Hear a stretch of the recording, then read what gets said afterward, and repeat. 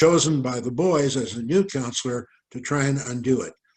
Fortunately, she didn't succeed because the framers of the legislation were smart enough to say you can only do it once in one term.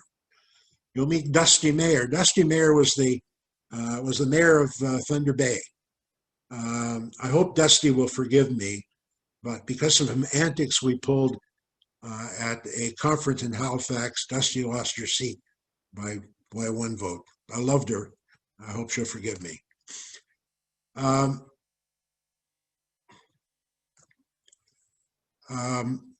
The theme of politics in North York for many years was Howard Moscoe versus Mel Lastman. And it wouldn't have happened if it weren't for an accident. The Toronto Star decided they were going to print one page or a quarter of a page of local news once a week. And it became so popular, it grew into 2 full pages of news from North York. Now, there wasn't all that much happened in North York. And so Mel and I automatically became enemies. And when there were no news, the bureau chief would come to me and say, you know what Mel Lastman said? He called you a blankety blank, blank, blank, blank, blank. And I would reply, well, you tell him to blankety blank, blank, blank. And he would go back and forth. He ended up with a story. So it became a theme. The Moscow versus Lastman became a major theme of politics in North York for many years. I once said to Mel, you made me famous, Mel. When are you going to make me rich? Mel suffered from headaches. I want to show you my prized possession.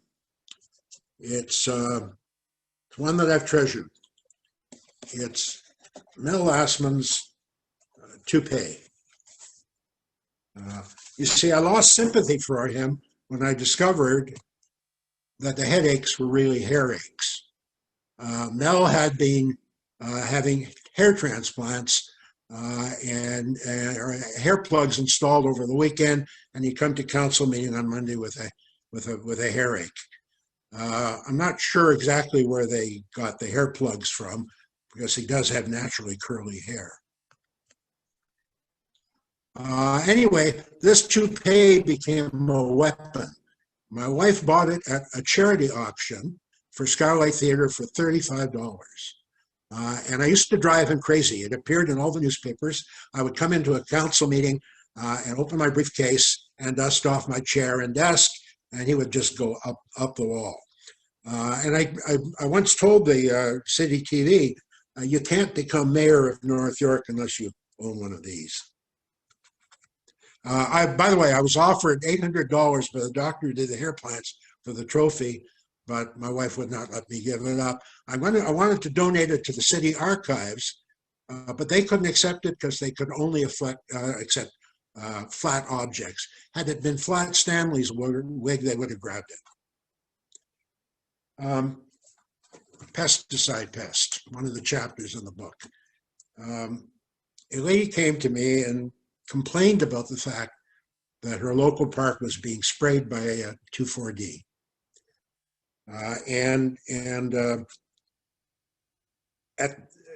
Had a child who was allergic to it. And so I took the matter to the Parks Commissioner, and I made a suggestion. I said, why don't you put up a sign the week before you're going to spray the park, announcing the spraying of the park, and people will keep their children out of the park. And so I took the matter to the Parks Committee, and it became a major controversy. Staff did a report to the committee that said this project would cost us $200,000. Well, I'm a former art teacher. I had a little silk screen shop in my basement. So I cut a screen, spraying the parks the week of the signs. I brought in a load of them and dumped them on the commissioner's desk the next day and said, here, they cost me 15 cents each to make. Well, the matter went to the Parks Committee, and Bob Ewell stood up on it. Bob Ewell was one of the controllers, our local Neanderthal. And he said, This stuff is harmless. A salesman has assured me that you could drink a cup of this and you'd be completely safe. So the matter went to council with a recommendation against it by both the Board of Control and the Parks Committee. And I was ready for you at the council meeting. I'll just read you a bit. I met with the Parks Department worker the day before the council meeting.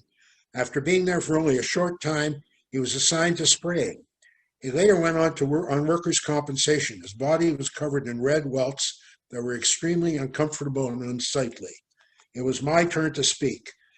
I reached under my desk and produced a bottle of 2,4-D and read out the warning label on the back of the bottle.